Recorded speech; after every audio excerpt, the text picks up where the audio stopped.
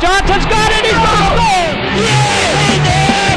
Yes, he did. Touchdown, Longview. Longview has taken the lead. Yard line. Snap back to Johnson, the quarterback. Hands off to the I-back, and he goes forward for about 3 yards. Nice tackle that time, I believe, by 54 for the Tyler Higginbotham. Yeah, Hig. Nice. Hig, is that what they call him? Hig? I think I've seen that before. A gain of about 3. And it'll be 2nd down and 7 now from the 33-yard line. Over at Lone Oak, Winsboro 40, Lone Oak 26. And here comes the Lobos on 2nd down and 7 from the 33-yard line. Hand off to the I-back again, straight up the middle of the field. He'd be a yard shy of the first down. And I believe that was Johnny McSheffrey on the tackle. And just shy of the 40-yard line. So 3rd and extremely short. Will be probably the matter of a yard or less. And in fact, maybe close enough to we may get a measurement here. As the guys in the stripes are talking it over.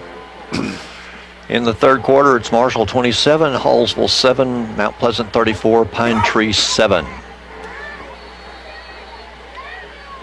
So 3rd down and 1 from the 39-yard line. See if the Wildcats can win the battle in the middle of that line. One receiver coming over here to the right. Anthony Mills covering him. Everybody bunched in tight for quarterback. Hands off on that short running play, and they gained the first down. Jonathan Oliver took the handoff and went forward for about 2 to 3 yards.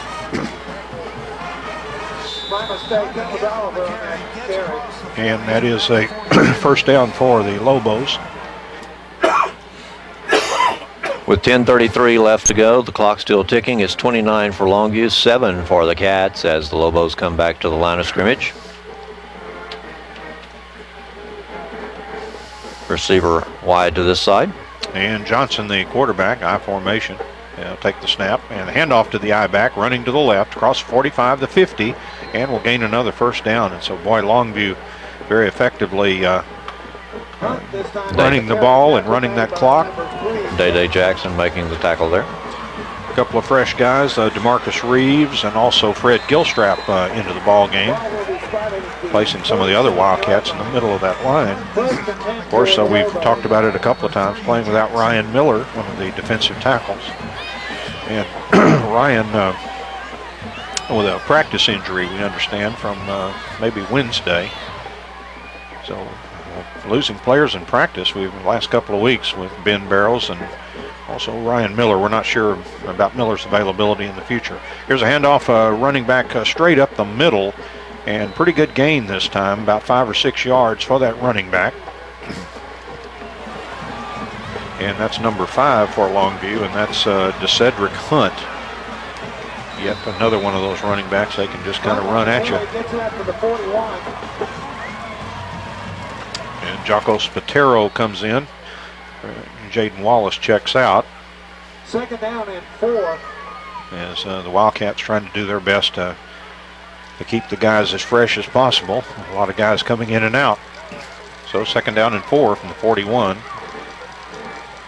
Longview takes a snap, and here's a handoff to the I-back, and in to forward he goes, and he's got another first down, I believe. Tyler Higginbotham making that tackle. Again, that was DeCedric Hunt for the first down and at the 36-yard line in Wildcats territory. And the relentless run of the clock. Right now it's stopped, and now they'll roll it again to move the chain. So we're under 9 minutes here with Longview leading 29-7. They're running the ball effectively and just eating that clock with that comfortable 22-point lead. And Johnson under center with the I formation. Handoff to the up back, and he breaks into the secondary for 3 or 4 yards. That was Jonathan Oliver. I think Oliver will gain close to 5 yards on the play. Gilstrap on the tackle. Longview just trying to eat this clock up as best they can. And they're doing a darn good job of it too, I might add. They are. In absolutely no hurry. They can take all the time they want to off that 25-second clock. Just kind of managing the clock. And one receiver out to the right. He's a lonely fellow out there. I formation. Snap, and the quarterback will look to throw now, and he throws a pass, and he's got a receiver. It's complete inside the 20-yard line. One of the big tight ends made the catch, Day Jackson on defense. And that was big number 88, and that is Brandon Olson, a sophomore tight end. He's a full-grown fella. I was noticing that during the warm-ups. They have so many of these really, specimens. I can see why their coaches would want to hide these height and weights. No kidding. And first down and 10 now from the 18-yard line. 7:34 and counting here in the fourth quarter. Longview leading 29-7.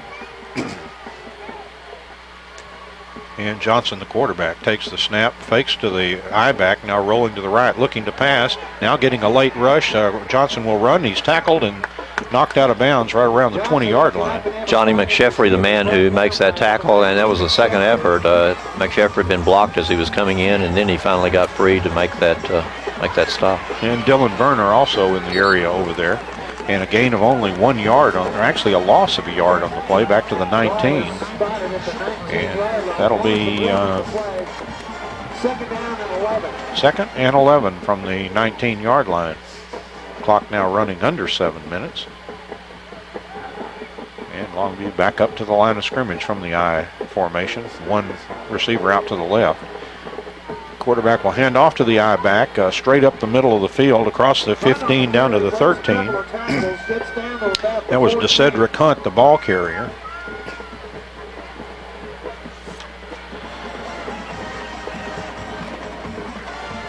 And Tyler Haler-Rummel, big number 70, just a sophomore, also in there in the middle of that line now, trying to give him some bulk.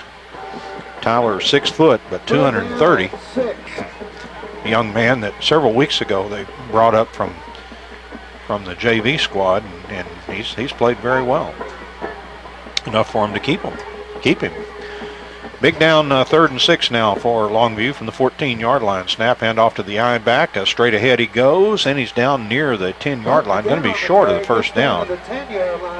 I believe it's going to be 4th down and about 2 or 3. And here comes the field goal kicker. Now, you can never say that all these Longview guys are huge. When you look at that kicker, always talk, they got a small kicker.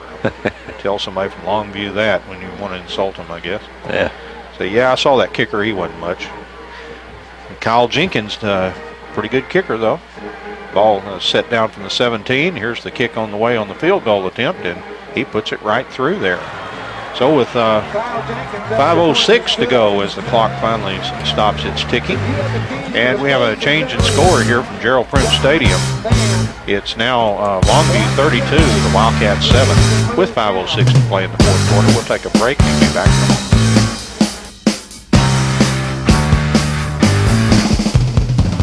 Will McWhirter to do the kicking off. And a couple of Wildcats back deep. It's kicked toward Kendricks. He's going to take it at the 10, across the 15, across the 20, the 25, the 30, and out past the 35-yard line. So I can see why the coaches like LaMarcus Kendricks running those kicks back. He's done a real good job tonight. Yes, he has. He's done an excellent work of running those backs. As a matter of fact, he was a heavy player in that last offensive series for the Cats that just didn't make it to the end zone. So the NASCAR offense coming out.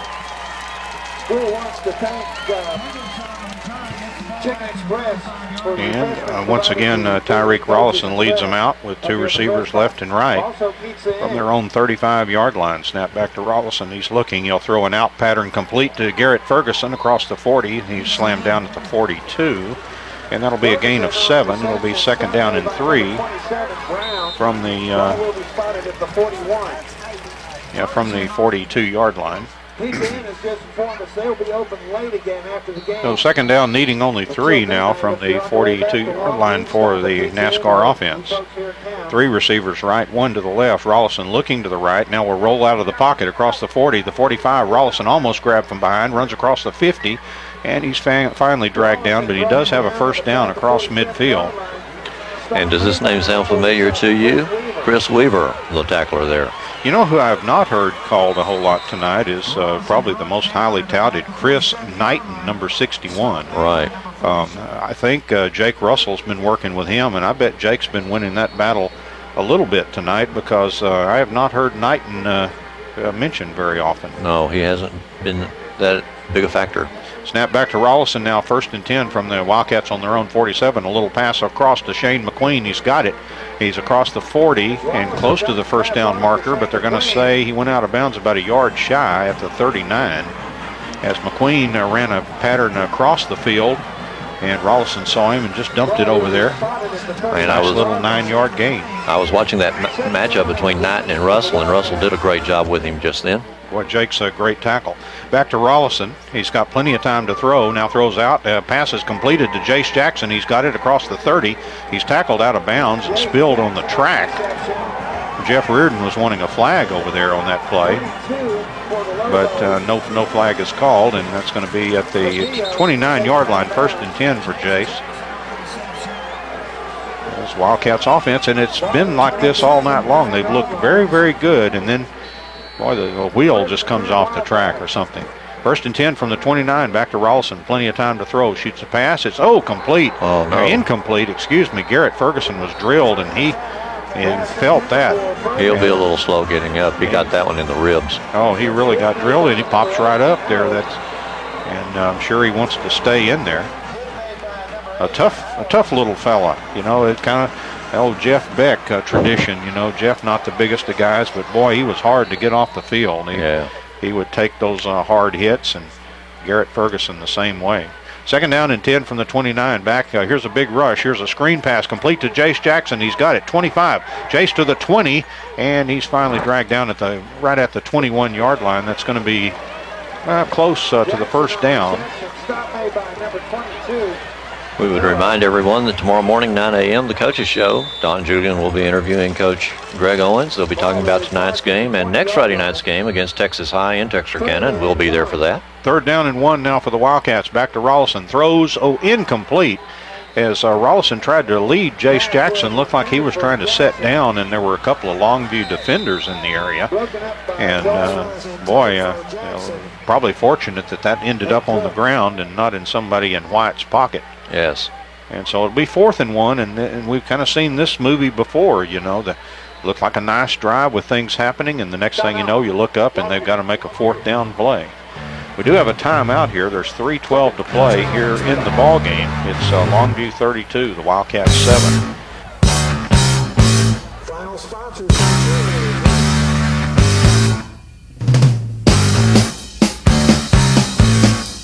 So getting ready to go back into play just very shortly here on 4th down, and very, very short, about 1 or 2 yards needed for the ball on the 20-yard line. Rollison takes the snap, getting a big rush, throws over the middle, complete to Jace Jackson, 15, dragged down to the 10, 1st and 10 for the Wildcats. Nice pass and catch from 2 guys that have been playing pass and catch for many, many years, Tyreek Rollison and Jace Jackson. And that moves the ball down to the 10-yard line. It must be just outside the 10 because the chains are still in play here. So it's 1st and 10 from just outside the 10. Handoff Ryan Young. He will get only to about the 8-yard line before he's knocked to the ground. The yard's been tough for Ryan tonight. The Longview defense, with the exception of a couple of good runs here in way back in the 3rd quarter, Ryan kind of held in check tonight. Back to Rollison on 2nd down. He'll throw a screen complete to Jace Jackson, and he's inside the 5-yard line. Again, that big rush and the screen to the right, and Jace gets it down there to about the 4. And it'll be, and remember, they can get a first down without a touchdown, but that would be, they'd have to get out the fine measurement instruments. So here we are, 3rd down and 3. Back to Rollison. He's looking, throws over the middle, complete. Touchdown, Jace Jackson. And boy, Jace has had a ton of them this year. I think he had 8 coming in. That'll be number 9. As he gets closer and closer to touchdown Chris Thompson's record from last year. I promise I'll have to call him touchdown Jace Jackson. And Northeast Texas Farmers Co-op says, way to go, Wildcats. So the ones that stuck around here and did not check out early, got to see a touchdown for the Wildcats, are going for 2. Back to Rollison, throws it out in the flat, complete to Ryan Young, and he spilled before he gets to the goal line by good Longview defense over there. So with 2:12 to play here in the 4th quarter, Wildcats 32, Longview 32, the Wildcats 13. And I'd go down gambling, man. I'd be on side kick out here. Well, looks like a good idea.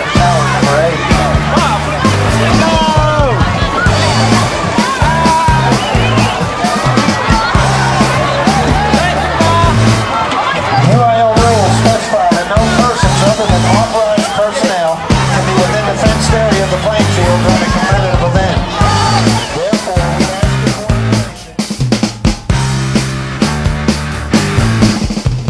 we ask for coordination. And if I was Longview, I'd have my hands team. We've got Austin Brewer doing the kicking, and what does that mean? It means an onside kick, and here comes the kick, but a Longview player came up, and Eddie Arcega rammed into him as hard as he could, but that guy held on there, that number 8, and that was LaMarcus Howard, who has an interception return for a touchdown tonight. And Howard showed good hands that time, and again, Eddie Arcega down there storming after the ball, and he slammed into him, just like he had abused his tuba or something. And but he did not relinquish the ball. So from the 48-yard line, 1st and 10 for Longview, 2:11 to play, with Longview leading 32-13. New quarterback in there for Longview now, and this is Rashawn McGee. And from the I, McGee hands off to the I-back straight up the middle of the field, goes number 5, and he gets about 4 or 5 yards. That is DeCedric Hunt. And DeCedric Hunt will gain about 5. It'll be 2nd down and 5 for Longview from the Wildcats' 47-yard line. We're under 2 minutes here. Jimmy Villa. Play in the ball game. Jimmy Villa, the man who brought him down. And the Lobos in no particular big hurry, except if I was Rashawn McGee, I'd want to snap that ball as many times as I could here. McGee takes the snap, hands off to the I-back again, and straight up he goes to about the 45-yard line. That'll be short 2 or 3 yards from the 1st down. Again, the carry was DeCedric Hunt. DeCedric, a junior, and this Rashawn McGee, also a junior. So I would say that might be a combination you'd see next year, but my goodness, that Alan Johnson is just a junior, so he's going to be a senior quarterback. And this roster from Longview is full of juniors. They are really going to be tough next year. I know you wanted to hear that. 3rd down and short, hand off to the up back. He's into the secondary and will gain all the way to the 35 for a 1st down. And about 3 blue jerseys hanging off of him there. Saw a number 14 in there on the tackle. That's Seth Harris. And a couple other Wildcats as well, but not until the 1st down is made at the 35-yard line, and we're under 1 minute. Well, now all Longview's done in the first 2 weeks of district is beat 2 of the teams that were probably right up there, considered right with them. So, boy, they've got a leg up. Here's a handoff to the running back. He breaks a tackle, spinning to the outside, 30, 25, 20, down to the 15, continuing to run, down inside the 10, and as the big mass of humanity finally settles down to about the 6-yard line. That'll stop the clock while they move the chains with 35 seconds to play. So Longview getting very close to tacking on a last-minute touchdown here. They're going to have to run a couple of plays before the end of the game. And now they'll wind the clock, and that clock begins its relentless tick towards 0 inside 30 seconds. Longview will have to run at least, as Jimmy mentioned, at least 2 plays, you would think. And so McGee, the quarterback, now under center from the 6-yard line. And McGee will take the knee. How about this? You know, coach not wanting to run up the score says, you know what, we got to play these guys again next year. We don't want to get them all fired up. Well, and 32-13 is not a bad game. No, that's a nice, solid victory. And that's the end of our ball game. And, well, it's just one that the wheels kept coming off the track tonight for Sulphur Springs and farm penalties. And Longview, you know, really rolling up some good blitzes and stuff like that on Tyreek Rollison. Had one interception return for a touchdown. And the Wildcats, anytime you hold their offense to 13 points, you've done a good job. And, boy, just an excellent job by Longview. And somebody up there has already snapped that score off the board, so we don't have to look at it anymore. But it was Longview 32 and the Wildcats 13. And I've got just enough voice to say back to you, Jimmy, for to close this out. And we're delighted that you've been with us tonight for this game between the Longview Lobos and the Sulphur Springs Wildcats. 32-13, Longview picking up the win. The Cats go 1-1 in district play Friday night. Next Friday night, they'll be at Texas High to take on the Tigers. And, of course, we'll be there with them, and we invite you to join us for that game Friday night if you don't make that trip over to Texarkana and Texas High. This game videotaped by Bill Bradford, Doug Haston for a replay on Channel 18 Sunday night at